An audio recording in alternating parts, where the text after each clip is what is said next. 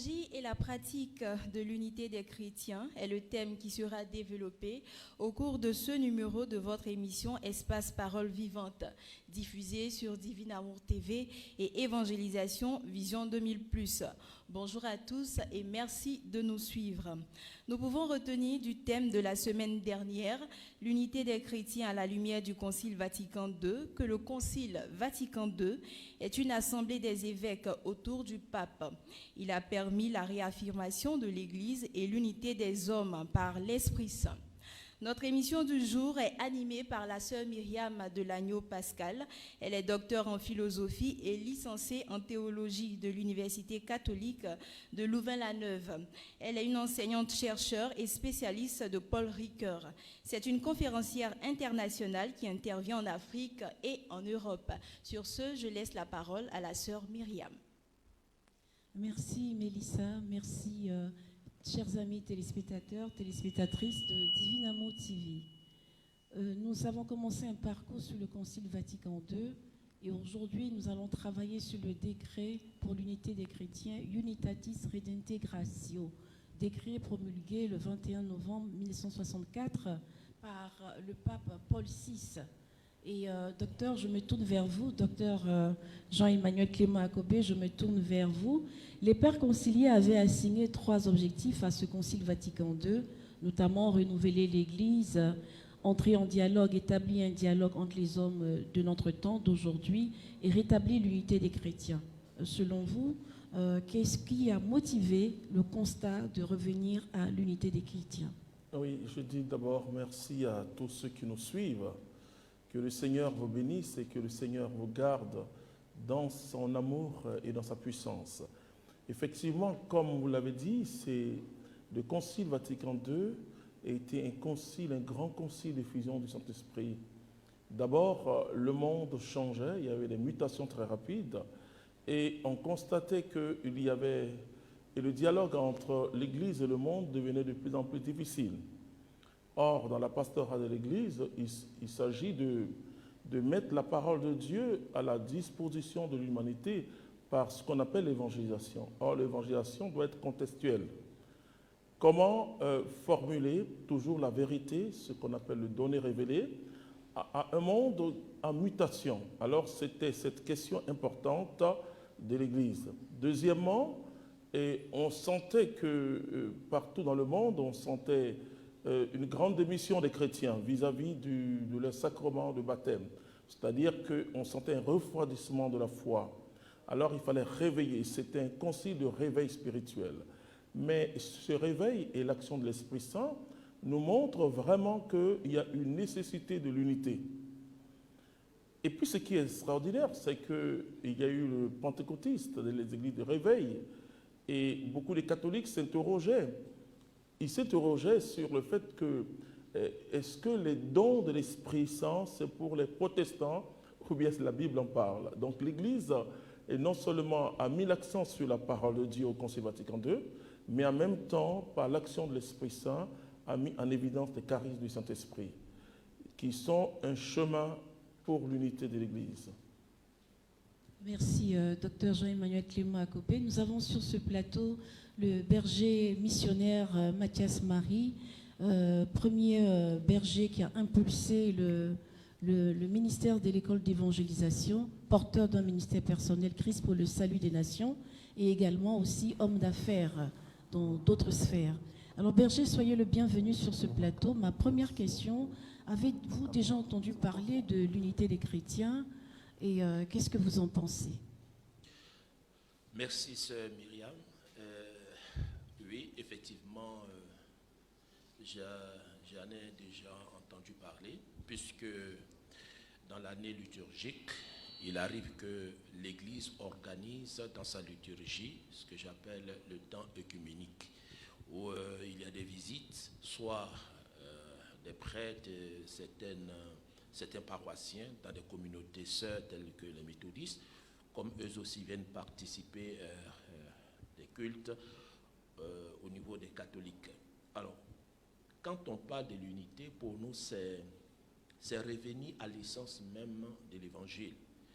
Et nous nous souvenons de ce que Jésus, dans Jean le chapitre 17, dans sa grande prière sacerdotale, il a prié pour que nous soyons un autour de sa personne, autour de sa parole, autour de Dieu, dans l'image d'un Dieu trinitaire. Et aujourd'hui, avec cette division des chrétiens, il y a une grande souffrance pour tous ceux qui sont de véritables enfants de Dieu, et particulièrement l'Église catholique qui en souffre de cette division. Elle ne cesse de rappeler par les différents papes qui viennent au pontificat que les chrétiens doivent aller à l'essentiel, à l'unité de la foi autour de la personne de Jésus-Christ de Nazareth. Ce que je peux dire d'entrée de jeu, c'est de rappeler que l'Église, c'est l'unité. Quelles que soient nos diversités, nous devons aller à l'essentiel qui est fait un autour de la personne de Jésus et de son enseignement. Merci, Berger Mathias Marie. Docteur Jean-Emmanuel Clément Akobé, quelles sont les causes de la division des églises entre chrétiens? Oui, d'abord, il faut remonter à ce qu'on appelle le grand schisme de l'Orient en 1054, et qui était une division sur un tout petit article du credo. Et cet article du credo, c'est concernant le Saint-Esprit. Hein. Il procède de qui? Voilà. Et nous, les catholiques, c'était l'Église, puisque l'Église n'était pas encore divisée à cette époque. Et nous disons et nous affirmons qu'il procède du Père et du Fils. Et donc, nos frères de l'Orient, parce qu'il y avait des problèmes politiques de suprématie ou de primauté entre Constantinople et puis Rome.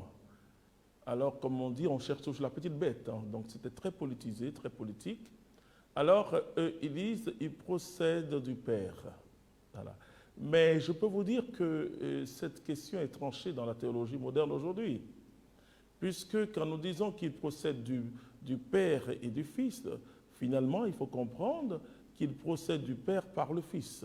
Puisque c'est la prière de Jésus. Hein, la prière de Jésus. Je prierai le Père et le Père vous enverrez le Saint-Esprit. Voilà. Donc, nos frères de l'Orient sont restés sur le fait que Jésus dit le Père. Alors, il y procède du Père. Et finalement, on est tous d'accord, tous les théologiens, qu'il procède du Père par le Fils. Voilà. Ensuite, il y a eu un autre schisme au XVIe siècle. Et, par Luther qui était un moine, grand théologien, augustinien, et qui a parlé surtout dans son commentaire de l'Épître aux Romains, dans ce commentaire de l'Épître aux Romains sur la justification par la foi. Mais il faut dire, en toute modestie, qu'il avait vraiment une belle expérience de Jésus, mais le fait de dire que les œuvres sont nulles. Effectivement, l'Église, dans sa théologie, même dans sa pastorale, n'a jamais dit qu'on est sauvé par les œuvres. Mais il y avait, et comme l'Église, malheureusement, peut épouser le temps. Il y avait tellement d'exercices, hein, par exemple, il fallait parfois, comme exercice, qui sont des exercices de piété, se mettre en genoux et peut prendre les marches de Saint-Pierre, qui était avant très haut. Maintenant, c'est l'édifice assez moderne aujourd'hui. Et donc, on disait que quand tu fais cette pénitence, il y avait aussi tout ce qui entourait un peu le salut. Et parfois même, on parlait de celui qui donne beaucoup, hein, il s'assure, entre guillemets. Donc, mais ce n'était pas la doctrine officielle de l'Église, ce n'était pas la théologie officielle de l'Église. Voilà. Et donc, ça entraînait, bon, bien sûr, vis-à-vis de la hiérarchie de l'Église, puisqu'il affirmait, et le problème, ce n'était pas une hérésie, mais c'est le fait d'être attaché et accroché uniquement en disant qu'on n'a pas besoin d'exercice spirituel, on a besoin seulement de la foi. Ensuite, la grâce. Il dit seule la grâce suffit, mais l'Église l'affirme depuis toujours. Mais le dire que tu n'as même pas besoin aujourd'hui d'exercer de piété, tu n'as pas besoin de faire des exercices ou des œuvres de charité, etc. Et l'Église dit, oui, c'est vrai qu'on est sauvé par la foi, mais comme le dit Jacques, la foi sans œuvre, elle est morte. Ensuite, l'accent sur entre la tradition et la parole. Il a mis aussi l'accent dessus. Et que finalement, on n'a pas besoin de la tradition, mais on a besoin que de la parole. Donc, il dit, la parole de Dieu seule suffit. Or, la parole de Dieu, c'est la tradition n'est que apostolique, et c'est la tradition qui permet de comprendre et même d'interpréter la parole de Dieu, puisque ce sont les témoins oculaires, des témoins authentiques de Jésus, ceux qui ont vécu avec lui. Donc, ce n'est pas des choses assez graves, mais comme je le dis, le protestantisme en tant que très rigide, c'est Calvin après. C'est-à-dire qui a accentué déjà, et parce que c'était quelques controverses théologiques, mais qui a accentué ça, et là il y a eu une grande séparation, je dirais une rupture même, entre l'Église catholique et ce qu'on appelle aujourd'hui les protestants. Merci, docteur. Comment comprendre que des divergences d'interprétation doctrinale, Oui. des divergences d'interprétation de la parole de Dieu, pour ces choses-là, on en arrive à une séparation? Est-ce que vraiment tous les chrétiens sont à l'écoute de la parole de Dieu, de justement ce dont parlait le berger Mathias Marie, Jean 17, qu'ils soient un afin que le monde croie? N'est-ce pas un scandale pour le monde que d'être divisé sur des points doctrinaux et des questions d'interprétation de la parole, quand on sait que l'enjeu des chrétiens, c'est de propager, c'est d'être témoin de Jésus dans le monde entier? Est-ce que l'Église catholique est consciente de cet enjeu-là par rapport à l'unité? Est-ce que c'est une vue de l'esprit dans l'Église catholique, l'unité, ou c'est quelque chose, c'est un projet qui est en train de se réaliser? Oui, d'abord, il faut dire que ces petites controverses théologiques ne sont pas d'abord le propre du XVIe siècle. Déjà au temps apostolique, je vais vous lire sur le décret œcuménique, je vais vous lire le point numéro 3. Dans cette seule et unique Église de Dieu sont apparues dès l'origine certaines scissions que l'apôtre réprouve avec vigueur comme condamnables.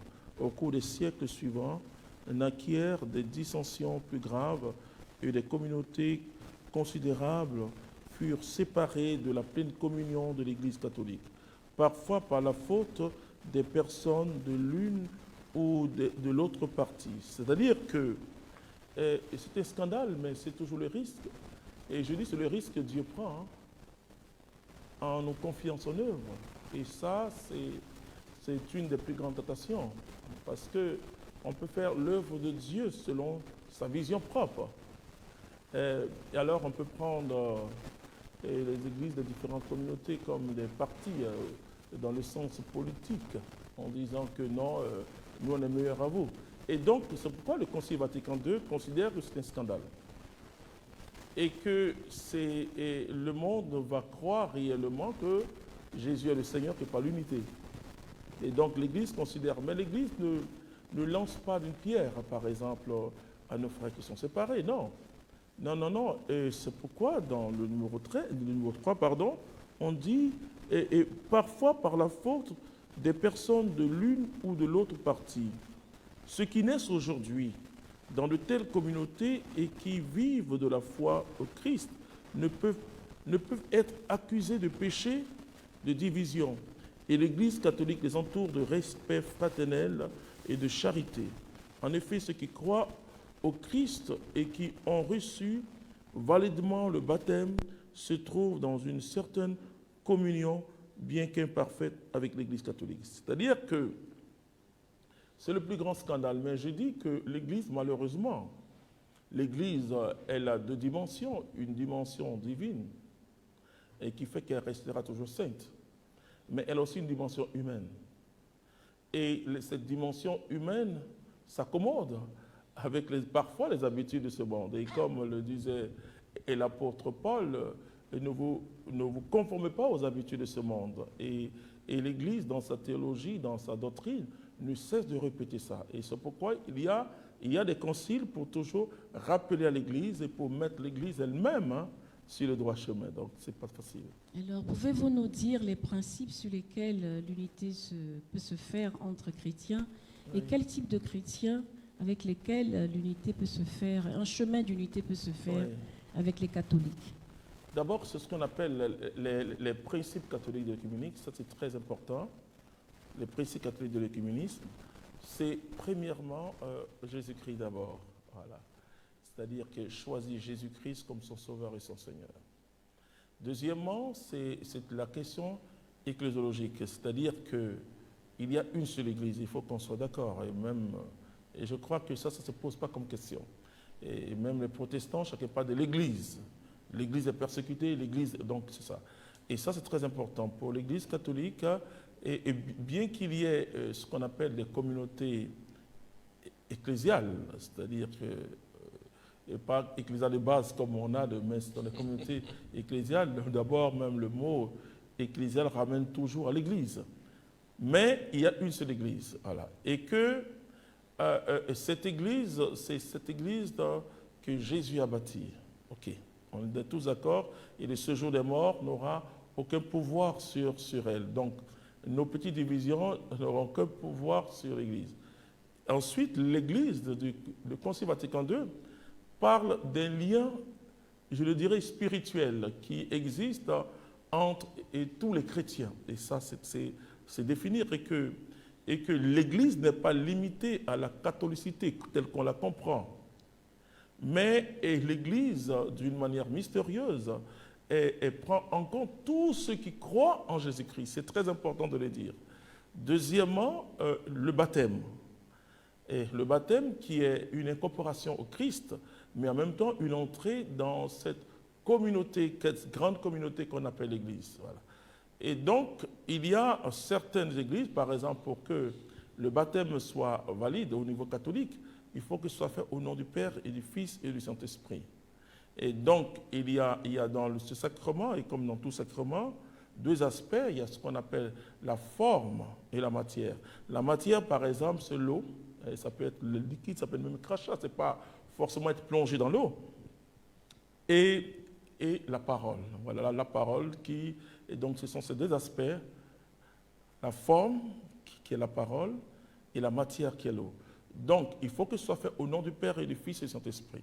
Maintenant, par exemple, l'Église d'Orient, qui sont des chrétiens catholiques qu'on appelle aujourd'hui orthodoxes, mais malheureusement, aujourd'hui, il y a plusieurs branches d'orthodoxes. Bon, enfin, donc...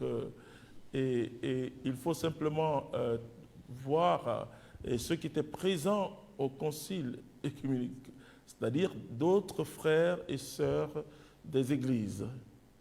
Et comme on dit, quand on dit l'église, les églises sœurs, on parle de communauté ecclésiale, ça c'est très important.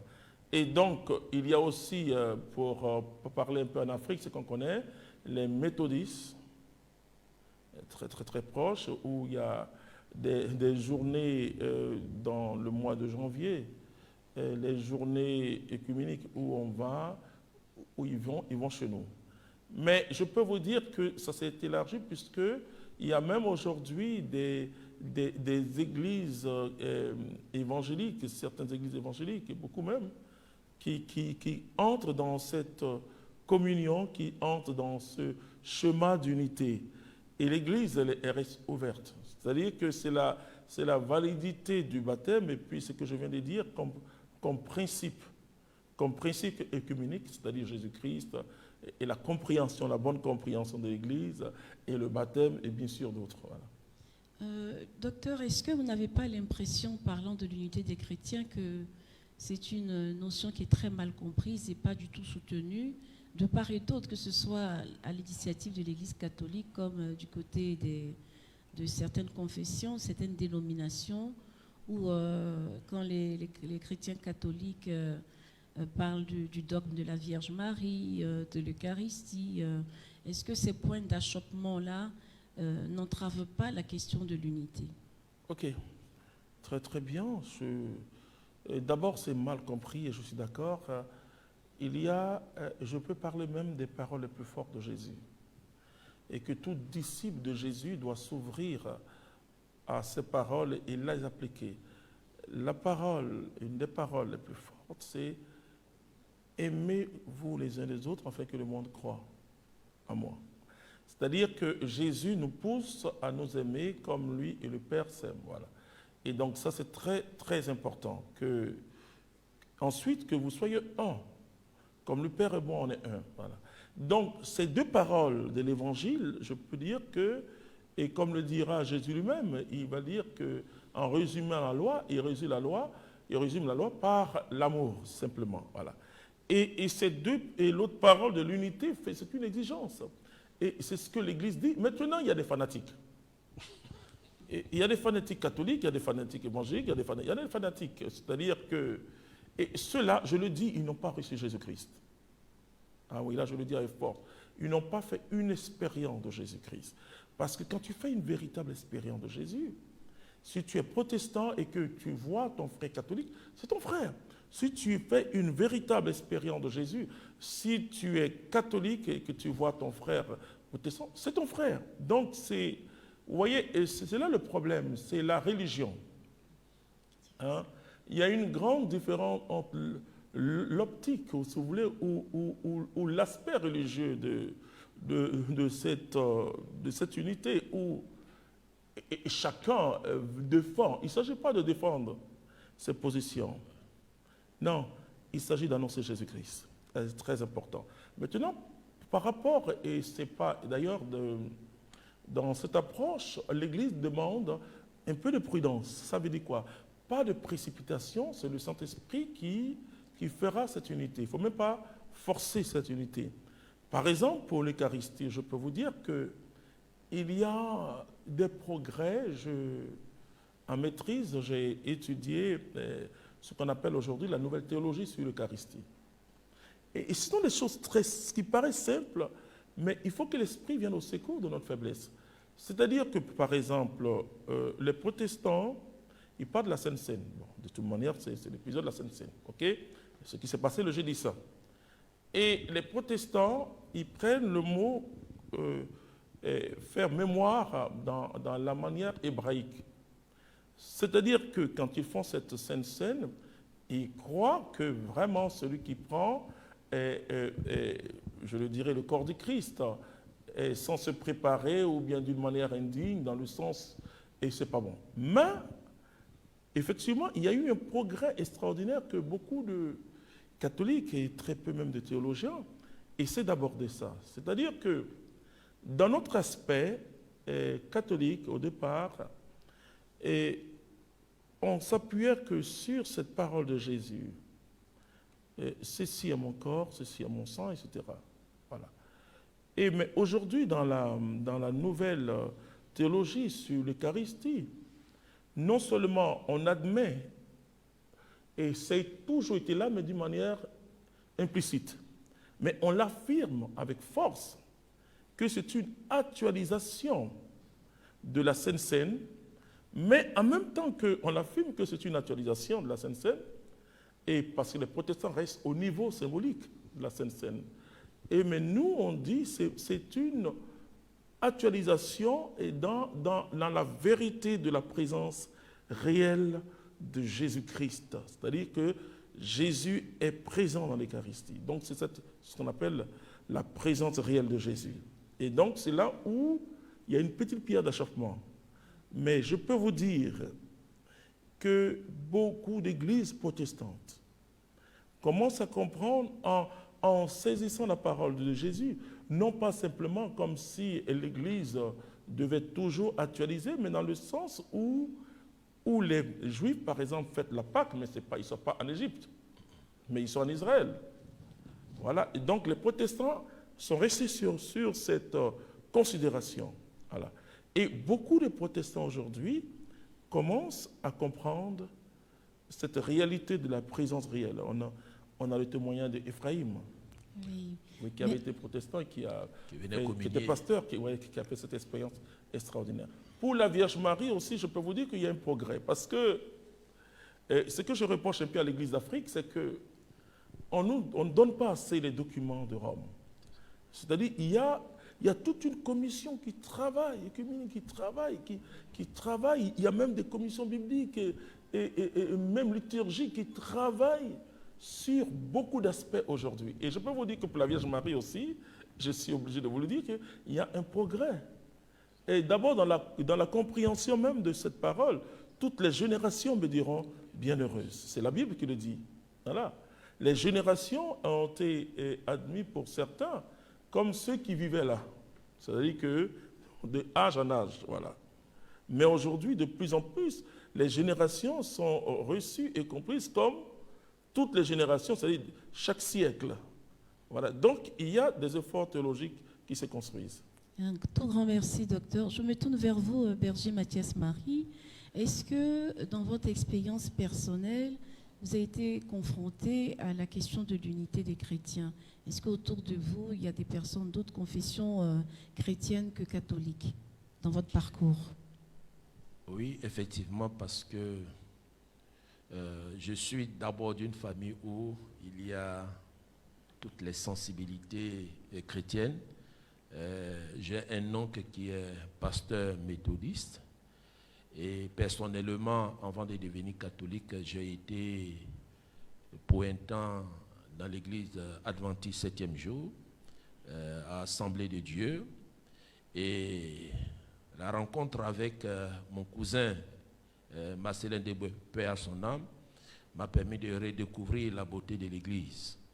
Et je peux dire que même dans nos entourages, même étudiants, on avait des amis qui n'étaient pas forcément catholiques, mais qui étaient de l'autre côté, avec qui on échangeait, ainsi de suite. Et je trouvais que souvent le débat était très houleux. Pourquoi? Parce que les échanges ne portaient pas sur ce qui faisait l'unité des chrétiens, mais portaient le plus souvent sur des questions doctrinales. Doctrinale, par exemple, la question de la Vierge Marie. Même si dans les Écritures, c'est admis que toutes les générations me diront bienheureuses, il trouve que la doctrine sur la Vierge Marie est propre aux catholiques, ne concerne pas les protestants. Voilà, donc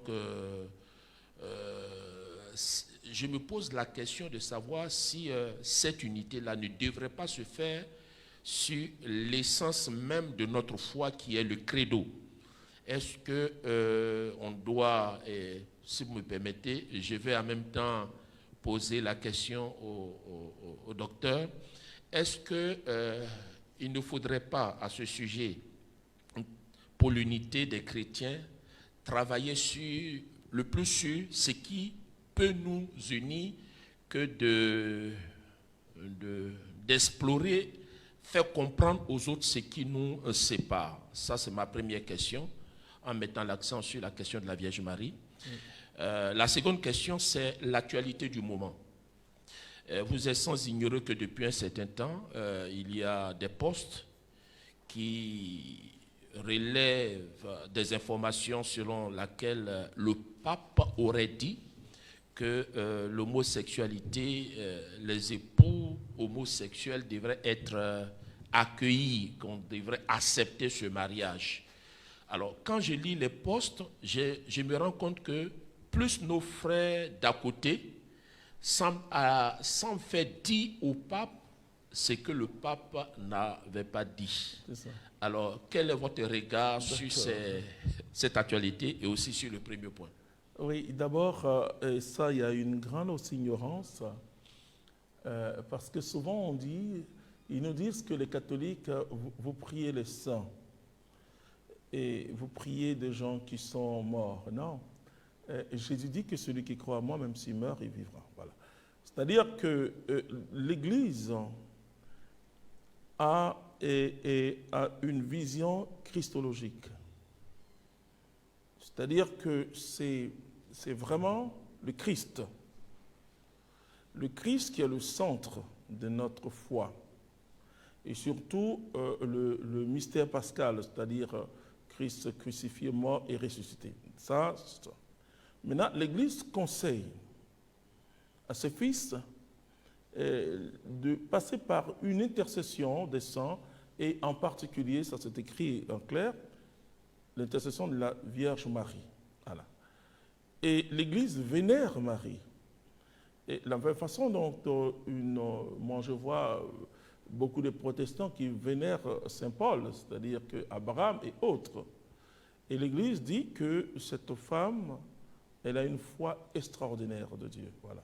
Donc elle est comme modèle de la vie chrétienne. Voilà. Et c'est ce qui fait que l'Église béatifie ou canonise. Ce sont des témoins ou des modèles, si vous voulez. Mais on peut être catholique. Il y a une différence. On peut être catholique et ne pas prier Marie, mais on ne peut pas être catholique et ne pas croire au dogme sur Marie. Voilà. Donc, oui, là aussi, il faut le dire, le dogme de l'Assomption, le dogme de l'Immaculée Conception. Voilà. Et c'est très important. Donc, et l'Église, par exemple, par la dormition de Marie, hein, et même parfois des catholiques ont des problèmes à admettre que ma Marie s'est endormie dans la paix. Voilà, c'est un mot très gentil, mais très beau, mais qui veut dire ce que tout chrétien fait à la fin de sa vie. Mais qu'elle était emportée. Vous voyez, donc il y a une différence entre l'ascension du Christ et la dormition ou l'assomption de Marie. Donc, voilà. Ça, et je dis aux catholiques de ne pas forcer. Et comme vous le dites, ce qui nous unit, c'est le credo. Et le credo, ça a été aussi en 325, 329 aussi, et quelque chose c'est une affirmation assez intéressante de notre foi. Face à tout ce qu'on appelle les controverses christologiques, ou d'autres, il y en a qui disent que Jésus est Dieu, d'autres disent non, il n'est pas Dieu, il n'est que homme. Bon, enfin. Et donc le credo est là. Le credo vient, et c'est pour ça qu'il y a des affirmations, vrai Dieu, ne dit vrai Dieu, tu comprends, pour dire que Jésus est Dieu. Donc c'était pas des controverses christologiques. Maintenant, pour ce que le pape vient de dire, et c'est aussi un mauvais procès. Le pape François parle de l'Évangile. Il parle de l'Évangile parce qu'il parle de l'Évangile comme François, comme Saint François. Qu'est-ce qu'il dit? Tout homme a un droit, tout simplement. Tout être humain a un droit. La religion peut écarter les gens. La religion peut dire que toi tu es mauvais, toi tu n'es pas bon, toi tu es... Mais l'Évangile appelle le pécheur.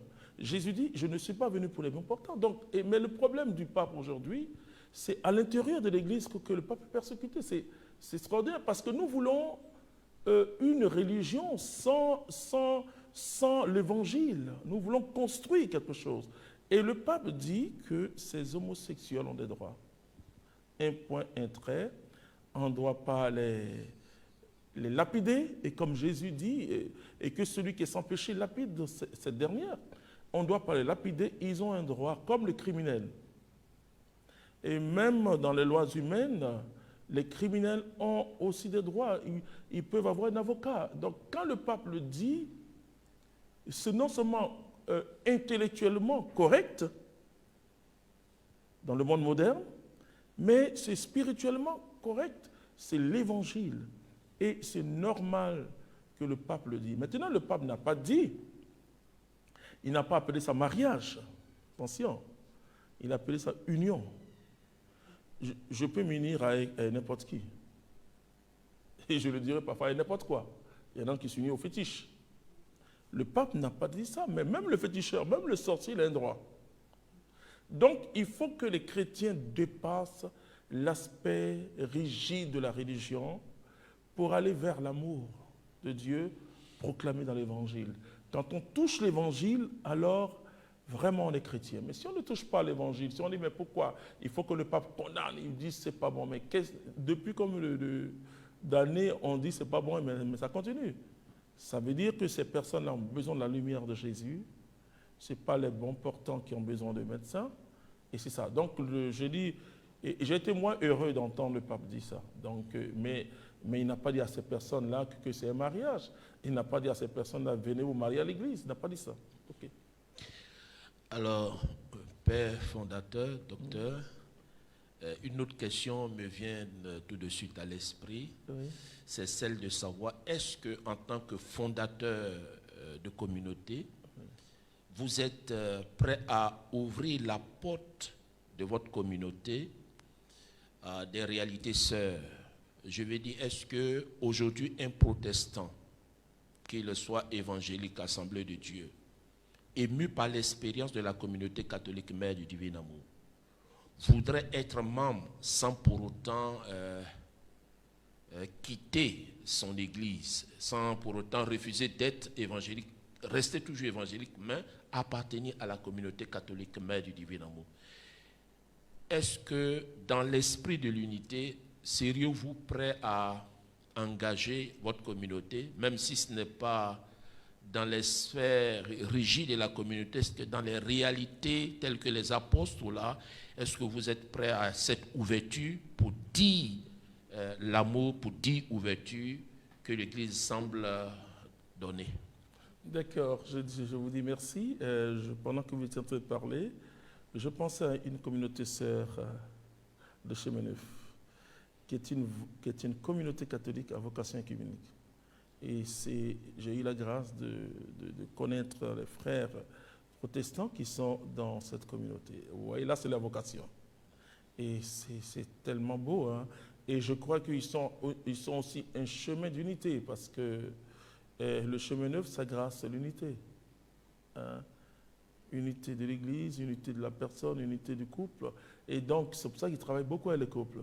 La grâce, c'est l'unité, donc ils travaillent dans ce sens. Pour le moment, hein, nous, mais il y a un organe communautaire qu'on appelle Évangélisation Viendrait Plus.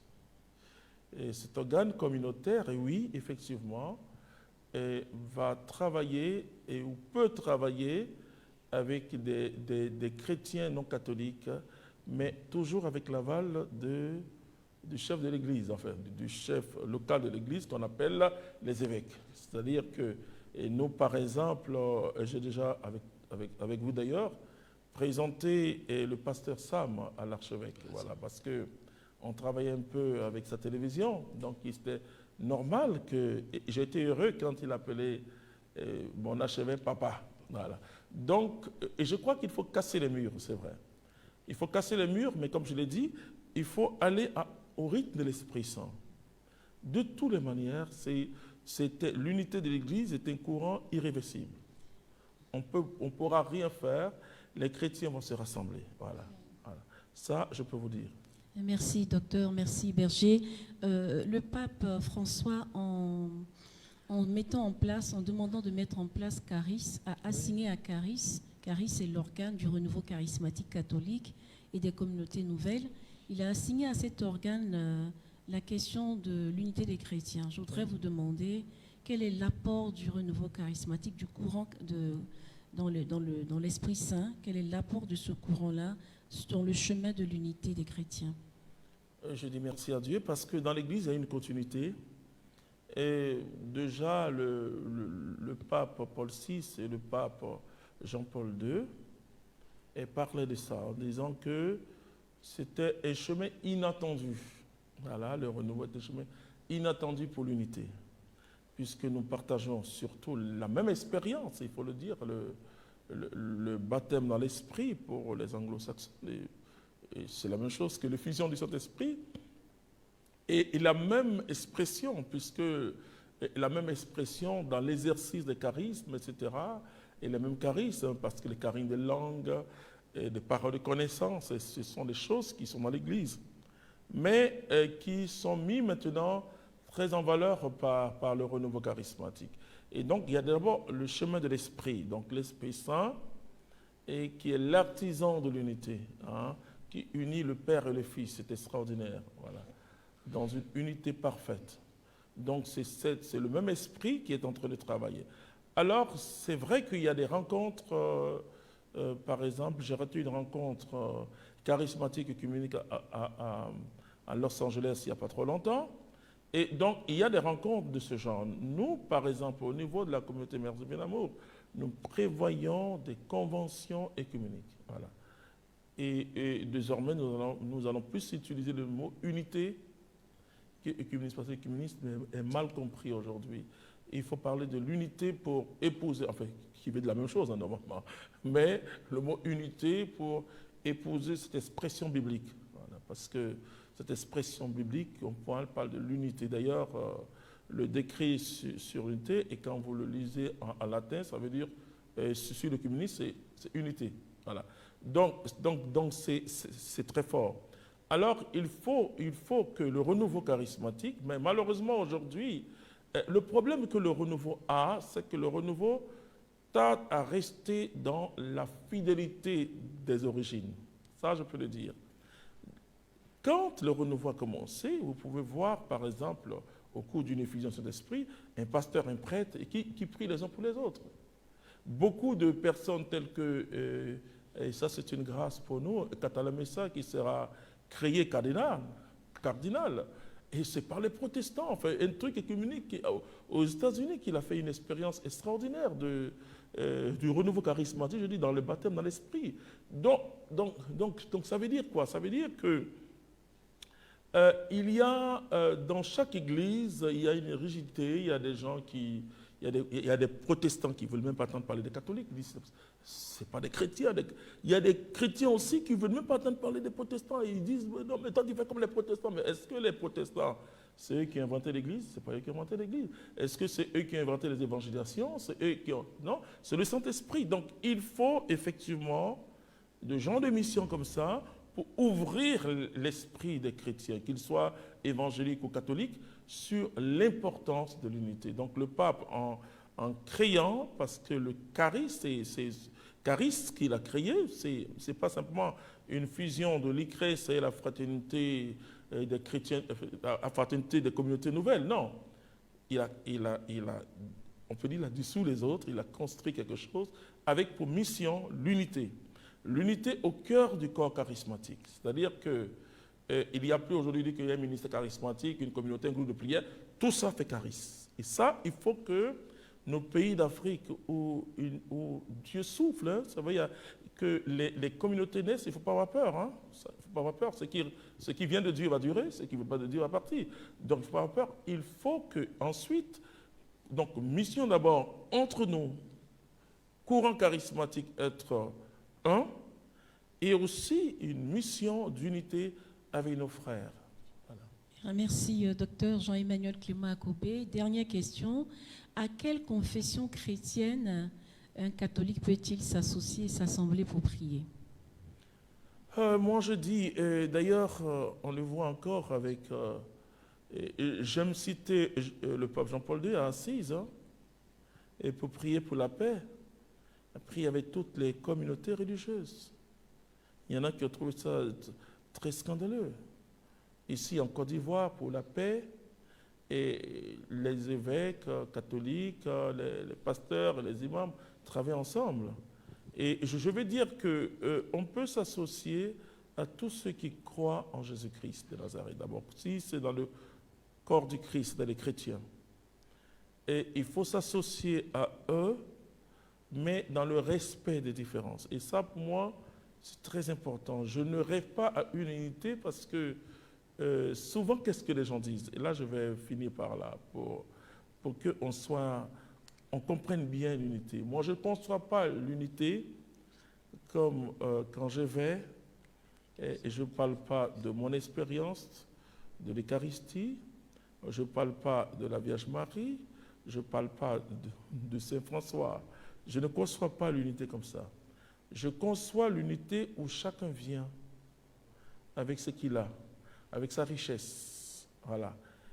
Et je conçois l'unité comme cela. Imaginez-vous quand les protestants prêchent, je ne vais pas lui dire, non, pourquoi tu parles de la nouvelle naissance, etc., etc.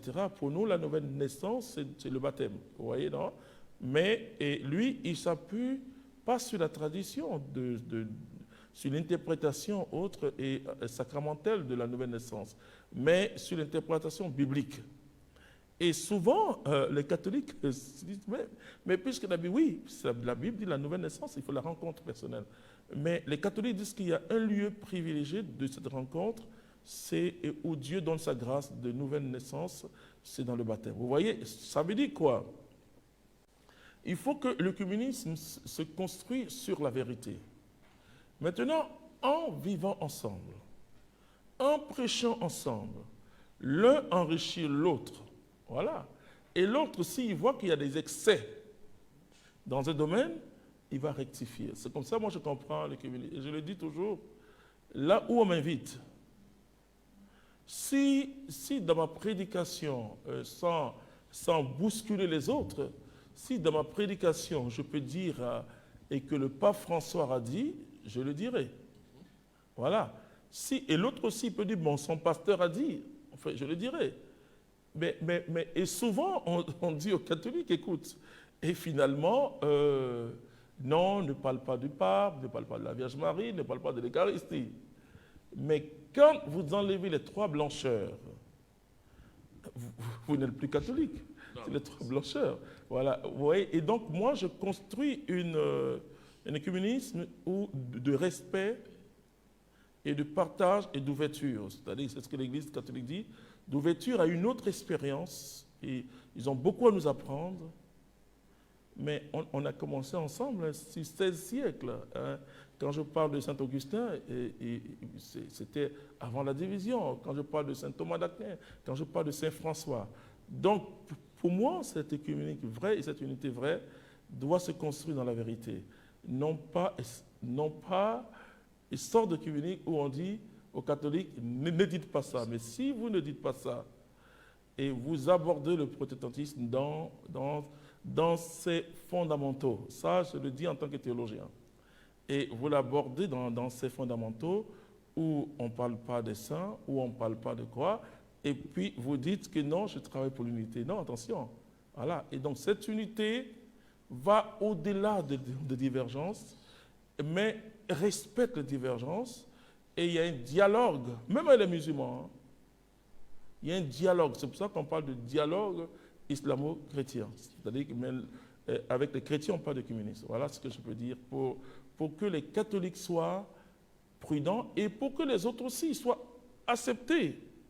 Si quelqu'un vient prêcher et puis dit « moi, je ne crois qu'à la Bible seule », toi, catholique, tu vas pas dire « non, moi, je crois à la Bible et à la tradition ». Non. C'est sa richesse à lui, c'est son expérience à lui. Donc, c'est un œcuménisme de respect. Merci. Nous sommes arrivés au terme de notre émission. Nous voulons vous demander votre mot de fin, Berger. Merci. Ça a été pour moi une émission enrichissante parce qu'on découvre aussi la beauté de l'Église au travers aussi de son histoire. Et aujourd'hui, on comprend mieux pourquoi on est parti d'une Église depuis Constantinople, Nicée, et on se retrouve aujourd'hui avec une diversité, protestants, ainsi de suite. Mais l'Église a une histoire, et cette histoire, souvent, il faut l'assumer, et s'enrichir mutuellement du pourquoi cette division, mais sans oublier qu'il y a une prière qui a été faite à ce sujet. Jésus a prié Jean chapitre 17. Et pour moi, c'est ce que je retiens de cette émission. Et j'invite tous ceux qui nous ont suivis à faire cette ouverture dans le respect de la spécificité de chaque église. Encore merci, Papa, pour la nourriture reçue. Et j'ose croire que les prochaines émissions encore, on sera richement bénis par vos enseignements et votre connaissance de l'Église. Merci. Votre mot de fin, Dr Jean-Emmanuel Clément Koubé. Et je répète cette parole de Christ, soyez un. Et comme le Père et moi, nous sommes un. Alors, je prie humblement que le Saint-Esprit nous aide. On a tellement de choses à se donner mutuellement. On a tellement de richesses à se communiquer. Et que le Saint-Esprit fasse qu'il y ait cette ouverture qui a commencé. Il y a beaucoup de rencontres, d'unité. Et que cette ouverture-là nous pousse à affirmer tous ensemble que Jésus-Christ est le Seigneur. Amen. À vous, Mélissa. Alors, merci, sœur Myriam. Merci à vous, chers téléspectateurs, pour votre fidélité à cette émission. Je rappelle le thème du jour qui est théologie et pratique de l'unité des chrétiens. Alors, nous pouvons retenir que l'Église, c'est l'unité. Quelle que soit notre diversité, nous devons faire un pour la gloire du règne de Dieu. Jésus nous dit dans sa parole, « Aimez-vous les uns les autres afin que le monde croie ». C'est seulement par l'amour que nous ferons un. Merci de nous avoir suivis et bonne suite au programme sur Divin Amour TV.